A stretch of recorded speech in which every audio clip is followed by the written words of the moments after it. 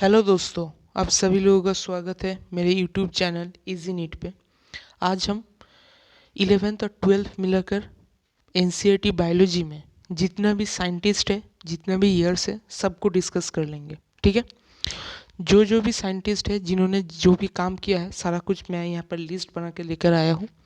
आपको क्या करना है, इनको प्रिंट करा के या फिर खुद कॉपी में लिख कर अपने सामने दीवार पे, डोर पे या फिर आपने कॉपी में इसे चिपका लेना है। ठीक है। सुबह उठ के या रात में सोने जाने से पहले एक बार इसे चेक कर लेना। ठीक है। और दूसरा क्या है, आपको ये पीडीएफ फ्रेश, एकदम फ्रेश, कोई भी वहाँ पर लाइन टाइन कोई भी खींचा नहीं रहेगा, एकदम फ्रेश फॉर्मेट में आपको मेरे टेलीग्राम चैनल पे मिल जाएगा। अगर आप वो चाहते हो तो आप डाउनलोड कर लेना और उसका लिंक मेरे डिस्क्रिप्शन पे है। ठीक है। तो चलो स्टार्ट करते हैं। कैरोलस लिनियस सब ने क्या दिया था, बाइनोमियल नोमेनक्लेचर। एपीडी कैंडल सब ने क्या दिया था, टैक्सोनॉमी। हक्सले ने क्या दिया था, हक्सले ने दिया था न्यू सिस्टेमेटिक्स। हिकल सब ने क्या दिया था, उन्होंने दिया था फाइलम के बारे में बोला था उन्होंने। बेंथम एंड हुकर ने क्या किया था, उन्होंने दिया था जेनेरा प्लैंटेनम। क्या, जेनेरा प्लैंटेनम। चलो अब आ जाते हैं सेडन एंड स्वान के बारे में। ठीक है। सेडन एंड स्वान, उन्होंने उन्होंने क्या दिया था, सेल थ्योरी। एक तो बात रह गया, स्लेडन बात रह गया। स्लेडन ने क्या किया था, उन्होंने 1839 में उन्होंने different types of animal cell के, स्वान ने different types of animal cell के बारे में उन्होंने स्टडी किया था। ठीक है। रोडोल्फ वर्च्यू 1855 में उन्होंने क्या किया था, ओमिनिस सेलुलाई सेलुला के बारे में उन्होंने बताया था। ठीक है। रॉबर्ट हुक 1665 में फास्टली डिस्कवर्ड सेल, यानी कि पहला सेल उन्होंने डिस्कवर किया था। ठीक है। एंटोन वॉन लियोनहुक ने लिविंग सेल को डिस्कवर किया था। क्या, एंटोन वॉन लियोनहुक ने लिविंग सेल को डिस्कवर किया था। हैंस क्रिश्चियन ग्राम, इन्होंने क्या किया था, 1884 में स्टैनिंग प्रोसेस के बारे में उन्होंने बताया था। क्या, स्टैनिंग प्रोसेस के बारे में। उससे क्या हमें gram positive gram negative bacteria के बारे में पता चला। ठीक है। चलो आर ए छुटेकर साहब के बारे में तो आपको पता ही होगा, मैंने पढ़ाया भी है। 1969 में उन्होंने 5 किंगडम क्लासिफिकेशन के बारे में बताया था। ठीक है। दिमित्री लिवानोवस्की, उन्होंने क्या किया था, उन्होंने ये बोला था, certain microbes at causal organism of the mosaic disease of tobacco. Tobacco mosaic virus में जो होता है वो सर्टेन कैजुअल ऑर्गेनिजम्स के वजह से वो होता है, TMV virus, tobacco mosaic virus जिसे हम कहते हैं। ठीक है। तो चलो एम.डब्ल्यू. बेजर्निक 1898 में उन्होंने क्या बताया था, कॉन्टेजियम वाइवम फ्लूइडेन, उसे हम क्या कहते हैं, लिविंग इन्फेक्टिशियस लिविंग फ्लूइड। सॉरी, मुझे थोड़ा सा हो सकता है आपको दिक्कत लग रही हो, मुझे भी क्योंकि हो रहा है। मैंने अभी अभी 2 क्लास मैंने लिया है कॉन्टिन्यूस, और फिर ये क्लास में ले रहा हूँ। ये मैंने सुबह रिकॉर्ड किया था, लेकिन पता नहीं क्यों मुझे अभी पता लगा कि साउंड ही नहीं है उसमें। ठीक है। अगर दिक्कत हो तो थोड़ा सा मैनेज कर लेना। ठीक है। डब्ल्यू एम स्टैनली, उन्होंने क्या किया था, ये याद रखना, एम डब्ल्यू है, डब्ल्यू एम है। ठीक है, कन्फ्यूज मत होना। 1935 में वायरस क्रिस्टलाइज्ड, यानी कि वायरस क्रिस्टलाइन होता है, क्रिस्टलाइन सॉलिड होता है, ये उन्होंने बताया था। ठीक है। टी.ओ. डाइनर ने क्या किया था, 1971 में उन्होंने वायरॉइड के बारे में उन्होंने बताया। जॉर्ज बेंथम एंड हुकर ने क्या किया था, naturally classification of flowering plants के बारे में उन्होंने बताया था। Natural classification of flowering plants के बारे में उन्होंने बताया था। उसके बाद बात आती है सेडेन की। सेडेन ने 1938 में किया था, all plants are composed of different kind of cell, ये उन्होंने बताया था। ठीक है। सेडेन ने अकेले से। अच्छा चलो अब आ जाता है John engine house. John engine house ने क्या किया था, उन्होंने एसेंशियलिटी ऑफ सनलाइट के बारे में बताया था। Sunlight is essential for plant process, ये उन्होंने बताया था। ठीक है। जूलियस वॉन सैक सब ने क्या बताया था, glucose is product when plant grow, जब प्लांट ग्रो करता है तब ग्लूकोज प्रोड्यूस होता है। ठीक है। टी.डब्ल्यू. एंगलमैन साहब ने एक्शन स्पेक्ट्रम के बारे में बताया था। कार्लिनियस वॉन नील साहब ने role of H2 in plants के बारे में बताया था, प्लांट्स में H2 का क्या रोल होता है। ठीक है, वो उन्होंने बताया था। H2S, H2O, कौन सा हाइड्रोजन डोनर क्या है, ये बताया था उन्होंने, याद है। फोटोसिंथेसिस इन प्लांट्स में है। चलो उसके बाद ये कौन है, कैरोस वॉल नील शब्द हो गया ना, मैंने कैरोस, अच्छा, केल्विन एंड हिज को वर्कर्स ने क्या बताया था, C3 साइकिल के बारे में मैंने नहीं, उन्होंने बताया था। चलो, ब्लैकमैन ने क्या किया था 1908 में 1905 में उन्होंने क्या किया था, लॉ ऑफ लिमिटिंग फैक्टर के बारे में उन्होंने बताया था कि कब कार्बन डाइऑक्साइड, कब लाइट, कब H2, लिमिटिंग फैक्टर के जो लॉ है वो उन्होंने बताया था। एम्बेडेन मेयर ऑफ पर्नस, उन्होंने ग्लाइकोलिसिस पाथवे के बारे में बताया। Charles Darwin and Francis Darwin, उन्होंने फोटो पीरियडिज्म के बारे में बताया, फोटो पीरियडिज्म। E.W. ओवेंट ने क्या किया था, ऑक्सीजन आइसोलेट किया था, ऑक्सीजन को आइसोलेट किया था, ठीक है। ई कुरेसवा साहब ने जिब्रेलिक एसिड के बारे में बताया, ठीक है, ई कुरेसवा। चल अब आ जाते हैं Singer and Nicolson. Singer and Nicolson सब ने क्या किया था 1972 में फ्लूइड मोजाइक मॉडल उन्होंने दिया था, क्या, फ्लूइड मोजाइक मॉडल, ठीक है। कैमिलियो गोल्गी 1998 में, ये तो नाम से ही पता चल रहा है, गोल्गी बॉडीज के बारे में उन्होंने बताया, ठीक है। जॉर्ज पैलेड 1953 में उन्होंने क्या किया था, राइबोसोम स्ट्रक्चर के बारे में उन्होंने बताया, क्या, राइबोसोम स्ट्रक्चर के बारे में उन्होंने बताया। अब आ जाते हैं रॉबर्ट ब्राउन 1831, कब 1831, उन्होंने न्यूक्लियस के बारे में बताया, क्या, न्यूक्लियस के बारे में बताया उन्होंने। फ्लेमिंग सब ने क्रोमाटिन के बारे में बताया, फ्लेमिंग सब ने क्रोमाटिन के बारे में बताया। जूलियस वॉन सैक 1860 में, ये डेट याद रखना, जूलियस वॉन सैक हाइड्रोपोनिक्स के बारे में बताया, ये PYQ में भी आ चुका है, ठीक है, याद रखना। जूलियस वॉन सैक साहब ने 1860 में हाइड्रोपोनिक्स के बारे में बताया। हाइड्रोपोनिक्स क्या होता है, एक सॉइल लेस कल्चर होता है, मैंने पढ़ा है, जिसमें न्यूट्रिएंट हम मिला देते हैं पानी के अंदर, ऑक्सीजन के सप्लाई का भी हम उसमें थोड़ा सा इंतज़ाम करते हैं और प्लांट ग्रो करता है, ठीक है, ऐसा बात है। जोसेफ प्रिस्ली साहब, ये तो आप फोटोसिंथेसिस में पढ़ोगे। बेल-जार एक्सपेरिमेंट, उन्होंने क्या किया था पता है, मैंने पढ़ाया नहीं फिर भी बता दे रहा हूँ। उन्होंने क्या किया था, एक बेल जार लिया था, एक माइस लिया था, एक कैंडल लिया था। क्या किया, बेल जार के अंदर कैंडल को बर्न करने लगे और एक माइस वहाँ पर रख दिया, तो उन्होंने देखा कुछ देर बाद जो है माइस मर गया, माइस डाइड हो गया। लेकिन दूसरी बार उन्होंने फिर सेम एक्सपेरिमेंट किया, लेकिन उस बार उन्होंने एक मींट प्लांट उसके बेलजर के अंदर रख दिया, तो उन्होंने क्या पाया कि माइस जिंदा रहा। तब भी कैंडल बर्न हो रहा है, लेकिन फिर भी माइस जिंदा रहा। इससे उन्होंने क्या किया, इससे उन्होंने ये क्या कि बोला जो ग्रीन प्लांट होता है वो एयर को रिस्टोर कर सकता है, एकदम NCERT का ये लाइन में बता रहा हूँ, ग्रीन प्लांट एयर को रिस्टोर कर सकता है, ठीक है। चलो, और इन्होंने ही पहली बार ऑक्सीजन को भी डिस्कवर किया था, ठीक है, याद रखना, जोसेफ प्रिस्ली साहब ने ही पहली बार ऑक्सीजन को डिस्कवर किया था। अब आते हैं मिलर के बारे में। मिलर ने काइनेटिन के बारे में उन्होंने बताया था, किसके बारे में, काइनेटिन। और H.H. कजिन्स ने इथाइलिन के बारे में, इथिलीन जिसे हम बंगाली में इथाइलिन के बारे में बताया था। ये एक क्या होता है, ये एक गैसियस हार्मोन होता है, गैसियस हार्मोन, ठीक है। चलो, यहीं पर क्या होता है, मैं एक आपको सुखद से भरी चीज़ आपको अब मैं बताऊंगा, ठीक है। चलो, 11th दी एंड।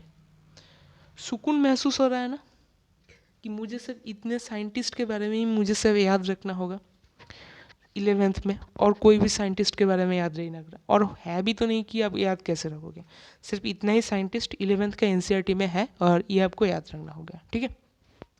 एक बात आप मैं बता रहा हूँ, क्या बात है वो, बहुत ही इंपॉर्टेंट है, ध्यान से सुनो। मैंने यहाँ पर कुछ कुछ जगह पे ईयर मैंने मेंशन किया है, ठीक है। हाइड्रोपोनिक्स का ईयर आपको यहाँ में से याद रखना होगा, किसका, हाइड्रोपोनिक्स का। और जो है R.H. व्हिटेकर साहब ने कब दिया था, चलो मैं मार्क कर देता हूँ ना, मैं मार्क कर देता हूँ, चलो कौन कौन सा याद रखना होगा आपको।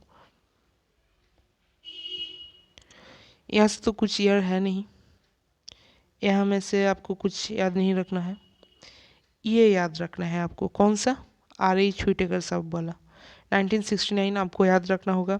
दिमित्री इवानोव्स्की वाला याद रखना होगा। M.W. बेजर्निक वाला, M.W. स्टैनली वाला आपको याद रखना होगा, ठीक है। इसमें कुछ नहीं किया जा सकता, आपको ये याद रखना होगा। जॉन इंजनहाउस, इनमें तो कुछ ईयर मैंने लिखा नहीं है। और आपको ये Joseph Priestley, Julius von Sachs वाला ईयर 1860 आपको याद रखना पड़ेगा, ठीक है। टोटल 1 2 3 4 5, टोटल 5 ईयर्स क्लास 11 में आपको याद रखना होगा, ठीक है। और कुछ याद रखने की ज़रूरत नहीं है, और कुछ ईयर आएगा नहीं 11th में से, ठीक है। ये 5 ईयर्स आपको याद रखने पड़ेंगे, ठीक है। बाकी याद मत रखना, मैं बता दूँ, मैं सिर्फ लिखा हूँ मैंने, याद मत रखना। याद कौन सा रखना, कौन से साइंटिस्ट हैं, क्या डिस्कवर किया है, क्या उन्होंने ऑब्जर्व किया था, ये याद रखना होगा, ठीक है। साइंटिस्ट कोई भी आ सकता है, लेकिन ईयर्स नहीं आएगा। 11th में से अगर कोई भी ईयर आता है तो मैं सिर्फ जो ईयर मैं बता रहा हूँ वही आएगा, नहीं तो ईयर 11th में से नहीं आएगा, ठीक है। चलो अब चलते हैं 12th में। ये हम 12th में एंटर कर रहे हैं, ठीक है। 12th में चलो, 12th में एंटर करने से पहले 12th का जो कुछ ईयर्स है वो थोड़ा सा इम्पोर्टेंट है, ठीक है, वो थोड़ा सा इम्पोर्टेंट है। फैमिली प्लानिंग ये ऐसा क्यों हो गया, फैमिली प्लानिंग इम्पोर्टेंट है। फैमिली प्लानिंग में ये जो ईयर है आपको याद रखना पड़ेगा, ठीक है। चलो बॉक्स नहीं हो रहा, पेन से ही कर देता हूँ। ये देखो, ये 1951 में फैमिली प्लानिंग हुआ था, ये आपको याद रखना पड़ेगा, ठीक है। चलो इसके बाद मेंडल साहब आए। मेंडल साहब ने क्या किया था, हाइब्रिडाइजेशन एक्सपेरिमेंट उन्होंने किया, ठीक है। दी वेरिस, उसके बाद कॉलेंस, ट्रेसर मैक, थोड़ा सा प्रोनाउंस गलत कर रहा हूँ मैं, ठीक है, कोई बात नहीं, ट्रेसर मैक, ये सारे लोग क्या किए थे, ये मेंडल ने जो हाइब्रिडाइजेशन एक्सपेरिमेंट किया वहाँ पर से जो डाटा रिजल्ट जो आया था उनको ही रीडिस्कवर किया इन्होंने। मेंडल में जो हाइब्रिडाइजेशन एक्सपेरिमेंट किया था, जो रिजल्ट आया था उस रिजल्ट को ही रीडिस्कवर इन तीनों ने किया, ठीक है। चलो रेजिनल्ड जो है, इन सब ने क्या किया था, पमिट स्क्वायर इन्होंने किया था, ठीक है, पमिट स्क्वायर। वाल्कर सुल्तान थियोडी ब्रोवेरी, मैं पता है मुझे कि मैं प्रोनाउंस गलत कर रहा हूँ, लेकिन ठीक है, ब्रोवेरी, इन्होंने किया था क्रोमोसोमल थ्योरी ऑफ इनहेरिटेंस, इन्होंने बताया था, ठीक है, chromosomal theory of inheritance. Thomas Hunt Morgan, उन्होंने ये जो क्रोमोसोमल थ्योरी इन्होंने जो दिया था, इन्होंने जो क्रोमोसोमल थ्योरी दिया था उनको ही इन्होंने क्या किया, वेरीफाई किया, ठीक है। क्रोमोसोमल थ्योरी ऑफ इनहेरिटेंस को उन्होंने वेरीफाई किया इन्होंने। उसके बाद क्या आता है, अल्फ्रेड साहब ने क्या किया, जीन मैपिंग किया, उन्होंने क्या किया, जीन मैपिंग। हेनकिंग साहब ने स्पेसिफिक न्यूक्लियर स्ट्रक्चर के बारे में बताया, ठीक है। चलो अब आते हैं फेडरिक साहब ने क्या किया था, उन्होंने डीएनए को आइडेंटिफाई किया था as an acidic substance, DNA को एसिडिक सब्सटेंस के तौर पर उन्होंने आइडेंटिफाई किया था, ठीक है। वाल्किंस एंड फ्रैंकिन साहब ने अब क्या किया था, एक्सरे डेफिकेशन को उन्होंने, डिफ्रैक्शन को उन्होंने बताया था, ठीक है, ऑब्जर्व किया, उन्होंने बताया। वाटसन क्रिक साहब ने क्या किया, डबल हेलिकल मॉडल के बारे में उन्होंने बताया, क्या, डबल हेलिकल मॉडल। क्रिक साहब ने क्या किया, क्रिक साहब ने सेंट्रल डॉगमा दिया, एंड और क्या दिया, टीआरएनए एडेप्टर मॉलिक्यूल होता है, ठीक है, ये भी उन्होंने बताया। ग्रिफिथ साहब ने क्या किया, ट्रांसफॉर्म्ड परमिसिबल के बारे में उन्होंने बताया, इसको मत देखो। चलो हर्स एंड चेज ने क्या बताया था, हर्स एंड चेज ने प्रूव किया था डीएनए जेनेटिक मटेरियल होता है, ठीक है, डीएनए जेनेटिक मटेरियल होता है। टेलर एंड इस कॉलीग्स ने क्या बताया था, ये डीएनए रेप्लिकेट करता है, सेमी कंजर्वेटिव होता है, ठीक है, डीएनए रेप्लिकेट्स सेमी कंजर्वेटिव होता है, यूकैरियोट्स में उन्होंने किया था, ठीक है। जॉर्ज साहब ने क्या किया था, जेनेटिक कोड ट्रिपलेट होता है, ये उन्होंने बताया, ठीक है। हरगोविंद खुराना ने क्या किया था, आर्टिफिशियल आरएनए बनाया था, जिसे हम सिंथेटिक आरएनए भी कहते हैं, ठीक है। चलो नीरेनबर्ग ने क्या किया, नीरेनबर्ग साहब ने एक सेल फ्री सिस्टम बनाया था जो प्रोटीन सिंथेसिस कर सकता है, ठीक है, सेल फ्री सिस्टम जो प्रोटीन सिंथेसिस कर सकता है। जैकोब एंड मॉन्ड ने क्या किया था, लैक ओपेरन के बारे में बताया था, किसके बारे में, लैक ओपेरन के बारे में, लैक ओपेरन के बारे में उन्होंने बताया। ठीक है। अब आ जाते हैं ह्यूमन जीनोम प्रोजेक्ट के बारे में। किसके बारे में? Human genome project. ये स्टार्ट कब हुआ था? 1990 में, एंड हुआ था 2003 में। याद रखना, ह्यूमन जीनोम प्रोजेक्ट इंपॉर्टेंट है, ठीक है। Human genome project 8 GB start हुआ था 1990 में, एंड हुआ था 2003 में। अब आ जाते हैं सेंजर के बारे में। सेंजर साहब ने क्या किया था? सीक्वेंसिंग ऑफ डीएनए उन्होंने किया था, सीक्वेंसिंग ऑफ डीएनए। एलेक जाफरीज क्या किया था? डीएनए फिंगरप्रिंटिंग उन्होंने किया था, डीएनए फिंगरप्रिंटिंग। लुइस पास्चर ने किया था? थ्योरी ऑफ बायोजेनेसिस उन्होंने किया था, ठीक है। ओपेरिन एंड हैंडल साहब ने क्या किया था? केमिकल इवोल्यूशन के बारे में उन्होंने बताया। एसएल मिलर 1953, याद करने की जरूरत नहीं है, सिर्फ बता रहा हूँ। एसएल मिलर साहब ने ऑब्जर्व किया था फॉर्मेशन ऑफ अमाइनो एसिड, ठीक है। चलो, चार्ल्स डार्विन साहब ने क्या किया था? थ्योरी ऑफ नेचुरल सिलेक्शन के बारे में बताया था, एंड एडाप्टर रेडिएशन के बारे में बताया था। एडाप्टर रेडिएशन वही जो उन्होंने यहाँ गैलापागोस आइलैंड में जब वो गए थे तब उन्होंने जो बताया था, जो नोटिस किया, उसके बारे में। डार्विन फिंचेस कहते हैं उनको, हमको याद है ना, उसके बारे में। और लेमक सर ने क्या बताया था? लेमक सर में use and disuse of organ के बारे में बताया था। वहीं जो ऑर्गन का जो इवोल्यूशन हो जाता है, जिराफ ने जैसे लंबी लॉन्ग ट्री के पत्ते खाने की वजह से उनका जो है गर्दन लंबा हो गया उतना ज़्यादा, ऐसा, जो कि किसी ने उनको उस थ्योरी को किसी ने नहीं माना, वो अलग बात है, लेकिन उन्होंने ये दिया था, ठीक है। चलो, अब आ जाते हैं विलियम हार्वे के बारे में।